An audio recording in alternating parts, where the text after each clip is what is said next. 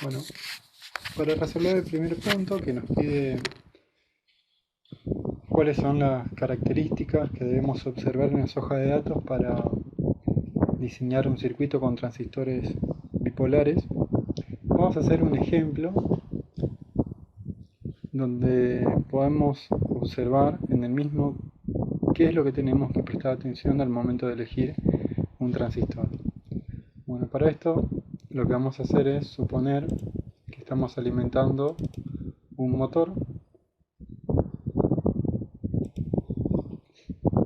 que funciona con 36 voltios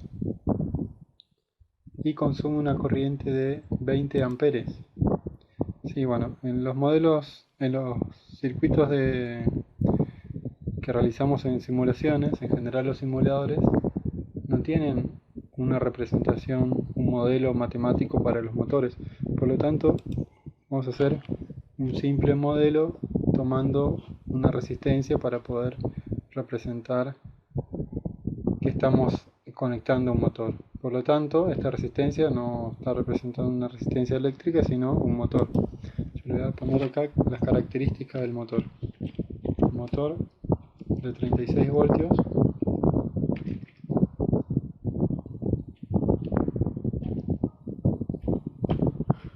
y de 20 amperes. Bueno, este motor suponemos que está siendo alimentado a través de un banco de baterías, tres baterías en serie de 12 voltios cada una, por lo tanto tenemos los 36 voltios disponibles para hacer funcionar este motor. Vamos a elegir la fuente de alimentación. No voy a poner características, solamente estamos viendo para poder analizar el circuito. Por lo tanto, voy a hacer un circuito simple. Bueno, este tipo de circuito, lo que queremos en general es hacer funcionar el motor y controlarlo, si es el caso, a través de un dispositivo electrónico. En este caso, si hago la conexión eléctrica, así como está dibujado el circuito, el motor va a empezar a funcionar inmediatamente. Al hacer esto, empieza a circular la corriente que demanda el motor. Ya que el motor es de 36 voltios y la fuente pusimos de 36 voltios. Esta característica del motor, en general, la corriente que consume va a ser la que consuma cuando esté conectado a su fuente de alimentación, a los 36 voltios. Entonces, como dijimos que la fuente es de 36 voltios, estas serán las condiciones eléctricas que estaríamos midiendo. Bueno, ahora, ¿para qué usamos un transistor en este circuito?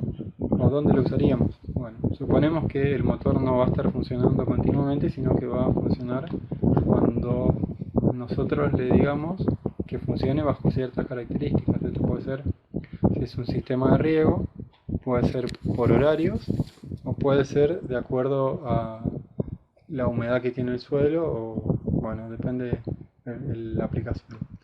Si es un motor de un sistema de refrigeración, lo que vamos a hacer es medir la temperatura y de acuerdo a la temperatura vamos a activar el motor o desactivarlo. Bueno, decía un montón de aplicaciones. Si en vez de un motor estamos hablando de un calefactor, también estaríamos midiendo la temperatura y de acuerdo a la temperatura que se encuentra lo que estamos sensando en ese momento, activaremos o no el circuito para que el calefactor funcione. Bueno, entonces cuando queremos interrumpir el circuito para que la corriente deje de circular y el motor no esté funcionando, lo que vamos a hacer es agregar, en este caso, un transistor. Voy a buscar en componentes y vamos a ver un componente NPN. Estamos... acá está. NPN. Bueno, pongo el transistor. Fíjense que cuando hice esto, directamente ya se abrió el circuito y puso el transistor en el camino de la corriente. Bueno, ¿cómo funcionaba el transistor? Espero que se acuerden. y lo que tenemos que saber es que en este caso queremos que funcione como un interruptor. Para que funcione como un interruptor tenemos que saturar el transistor, por lo tanto tenemos que inyectar una corriente de este transistor en la base. Así como está el circuito estaría abierto. Para lograr que circule una corriente entre el colector y el emisor, tenemos que poner un voltaje en el circuito de base a través de una resistencia. Va a circular una corriente que tenemos que ajustarla para que el transistor funcione en la zona de saturación.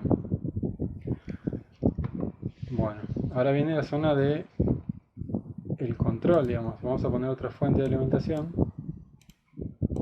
que en general va a ser menor.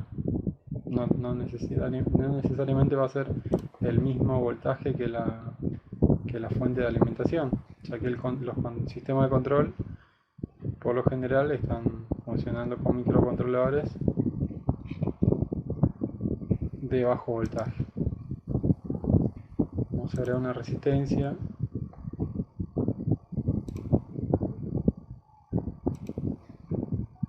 Será una resistencia en serie.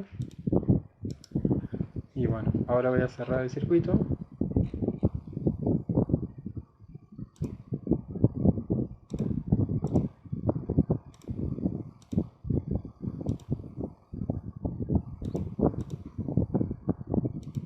Y tenemos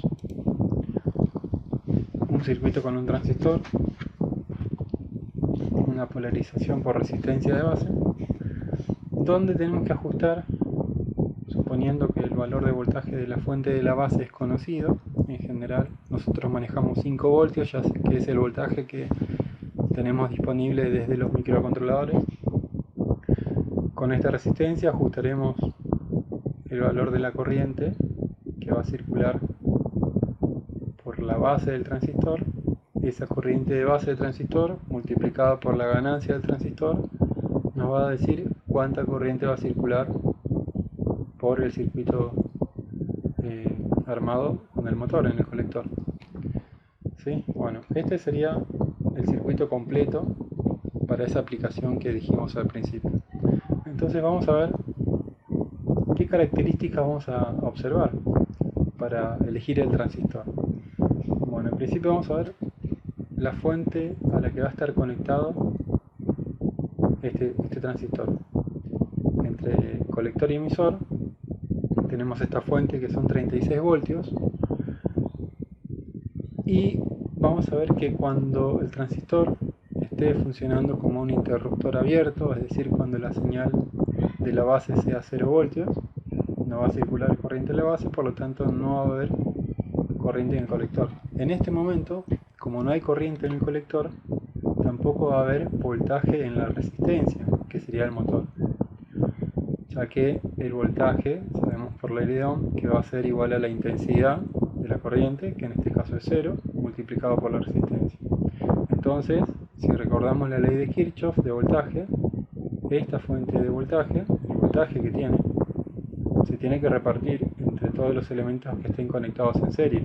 El circuito que estamos analizando es el del colector.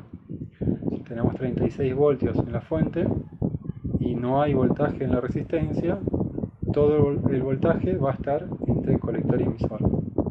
Repito, digo que no hay voltaje en la resistencia o en el motor porque no hay corriente. Si no hay corriente, cuando hacemos la ley de Ohm, tenemos que intensidad por resistencia es voltaje. Como la intensidad era 0, multiplicado por resistencia da 0, entonces acá hay 0 voltios. Si acá hay 0 voltios, para que se cumpla la ley de Kirchhoff de voltaje entre colector y emisor, tengo que tener esos 36 voltios. Por lo tanto, una de las cosas que tenemos que observar es voltaje colector emisor máximo. ¿Sí? En este caso debería ser mayor a 36 voltios. ¿Sí? Esto entonces lo observamos siempre a partir de este análisis. Decimos cuando el transistor está en la zona de corte, está funcionando como un interruptor abierto, todo el voltaje de la fuente va a estar directamente aplicado entre sus terminales de colector y emisor. Y lo que tenemos que elegir es un transistor que tenga un voltaje de colector emisor mayor al que vamos a conectar a la fuente.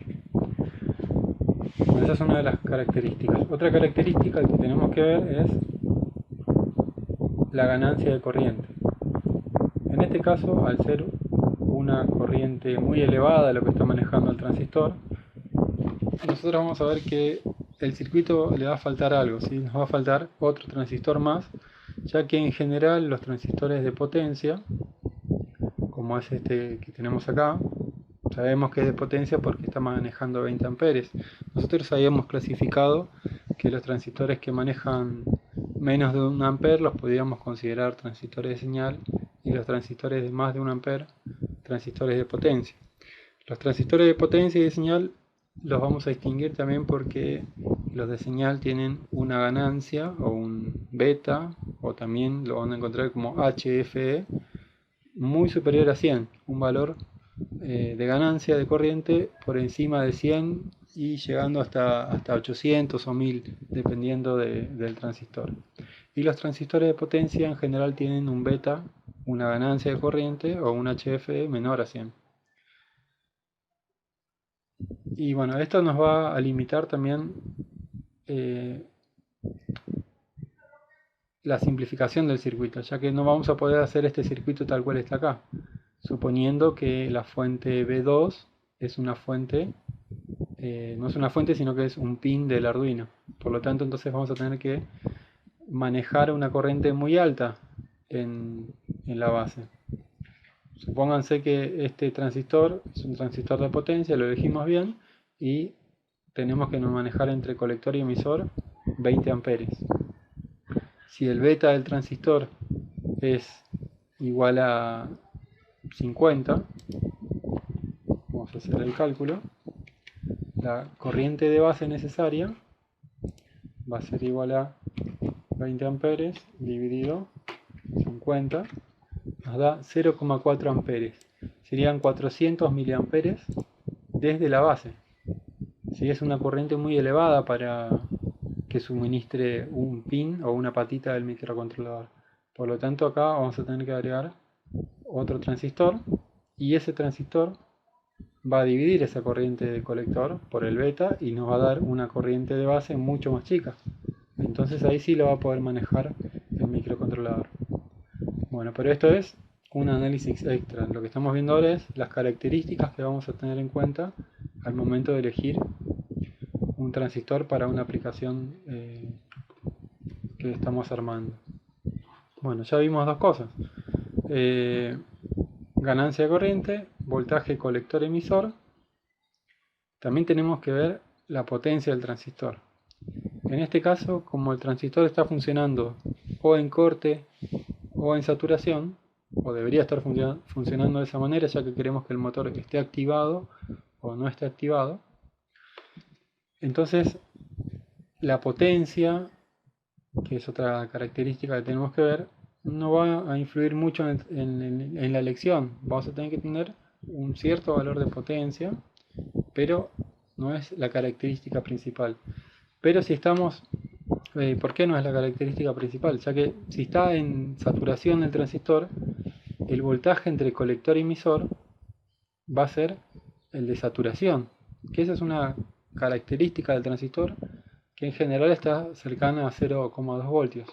Entonces, si el transistor está saturado, tenemos 0,2 voltios entre colector y emisor. Y la corriente que va a estar circulando en ese momento va a ser la del motor, 20 amperes. Entonces tenemos una potencia de 0,2 por 20.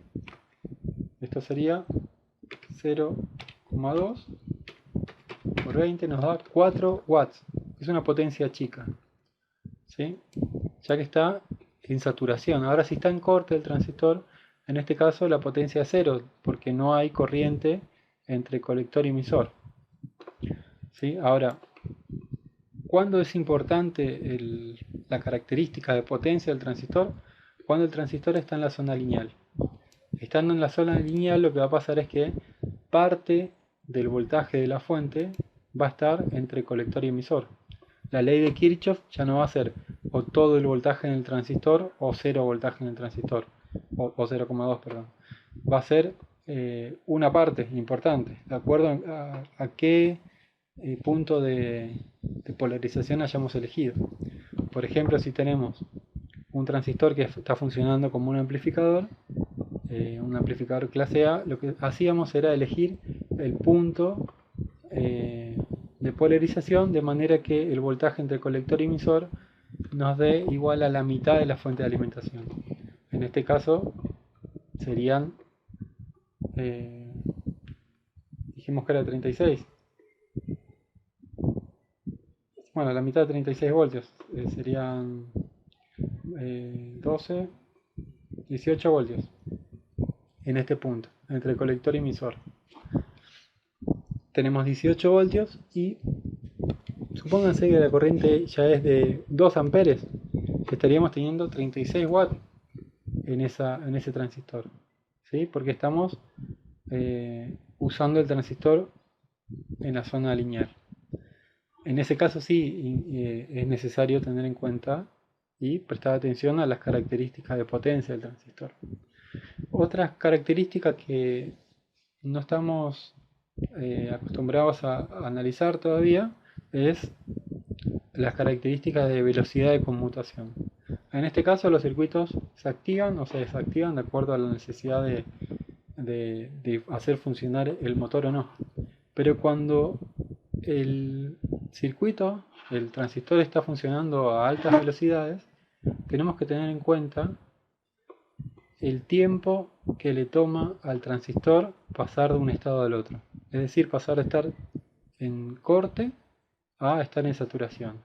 Esto no es instantáneo, no es que yo le pongo un voltaje acá en B2, pasa de 0 a 5 voltios y la corriente que ingresa a la base hace que automáticamente al mismo instante la corriente del colector responda a esa variación, sino que le toma un tiempo. Esto es, yo pongo el voltaje, aparece la corriente y luego de un cierto tiempo, esto toma un tiempo hasta que llega a la saturación o al punto que está que corresponde a ese voltaje de base y esa corriente de base. Bueno, en este caso no hace falta que lo analicemos, pero si es un circuito que está conmutando a alta velocidad, como puede ser una fuente de alimentación conmutada, ahí tenemos que ver que la velocidad o los tiempos de subida y tiempos de bajada del transistor sean adecuados para esa frecuencia de funcionamiento.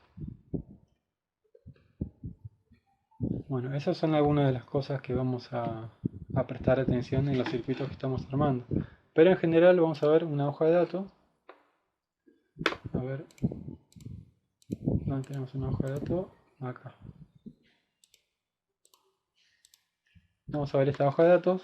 A ver qué características son las que miramos, además de esas que vimos recién. Fíjense, estos son los valores máximos absolutos. Y son en general voltajes. Acá dice BC, BO. ¿Sí? Es voltaje colector entre colector y base cuando el emisor está open, está abierto. ¿Sí? ¿Cuál es el voltaje máximo? Bueno, acá hay varios transistores y nos da para cada uno de esos transistores cuál es el voltaje máximo que pueda haber. Nosotros vimos este, voltaje colector emisor con la base sin señal, está abierta la base. En este caso aguanta 65 voltios, 45 y 30 voltios. Fíjense, para el primer transistor y el segundo transistor estaría bien. Tiene 65 voltios y 45 voltios.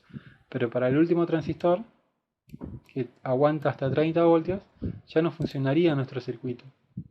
Porque cuando el transistor esté en corte, no va a haber corriente de base, por lo tanto no va a haber corriente de colector, por lo tanto el motor no va a absorber voltaje y todo el voltaje de la fuente va a estar entre colector y emisor. Los 36 voltios van a estar entre colector y emisor y este transistor se va a romper. Bueno, esto es lo mismo para cada una de estas características: BC, BO, BCO y BE, BO. ¿sí? Solamente que estamos considerando cuál está abierto. En este caso está el emisor, en este caso la base y en este caso el colector. Pero lo que nos importa a nosotros hasta ahora es esta característica: voltaje colector emisor cuando la base está abierta. La corriente de colector dijimos que era una característica importante. En este caso es un transistor muy chiquitito, 100 miliamperes, ¿sí? Dijimos que en este caso necesitábamos 20 amperes para hacer funcionar el motor, por lo tanto no nos va a servir. Pero vamos a seguir analizando las características. Potencia de disipación. Fíjense, disipa medio watt solamente. Es un transistor chiquito de señal. Otra característica importante que no la había nombrado es la temperatura. Internamente el transistor puede llegar a una temperatura de 150 grados centígrados en funcionamiento. Bueno, y nos da una característica de almacenamiento que es cómo se puede almacenar. Podría soportar, estando almacenado, temperaturas de menos 165 a 150. Tenemos también el HFE, que es la ganancia de corriente. Fíjense que nos da siempre valores entre un mínimo y un máximo. La mayoría de las veces los transistores también tienen un valor típico. En este caso solamente nos está indicando los valores mínimos que podría tener el transistor y máximos. Esto no quiere decir que vaya variando, sino que en un lote de transistores compramos un transistor de este y nos puede venir un transistor que tenga como mínimo 110 de ganancia y dentro de ese mismo lote podría venir otro que tenga como máximo 800 de ganancia. Bueno, voltaje colector emisor de saturación es cuando el transistor está saturado, es decir, cuando está funcionando como interruptor cerrado. El voltaje que aparece entre colector y emisor va a ser este que nos indica en la hoja de datos. Acá nos dice que es de 90 milivoltios a 250 milivoltios.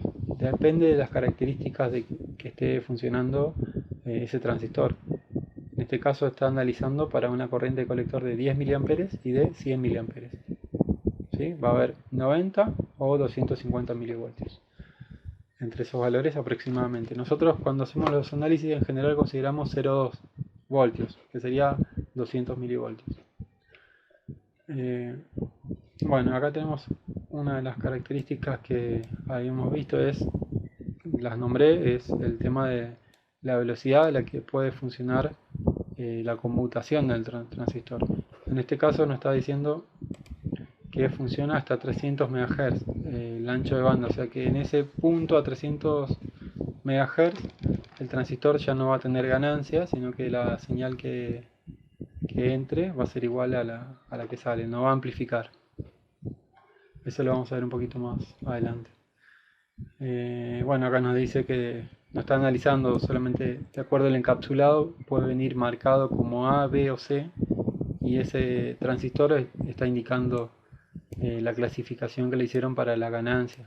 ¿Sí? Si el transistor viene marcado con la letra A, la ganancia va a estar entre 110 y 220. Si viene con la letra B, bueno, de 200 a 450, y bueno, lo mismo con la C, va a ser de 420 a 800. Bueno, estas ya son las tablas, pero para la elección del transistor en general no haría falta que veamos la tabla, por lo menos si es una elección como la que hicimos recién, una aplicación simple. Bueno, espero que con esto puedan resolver el primer punto.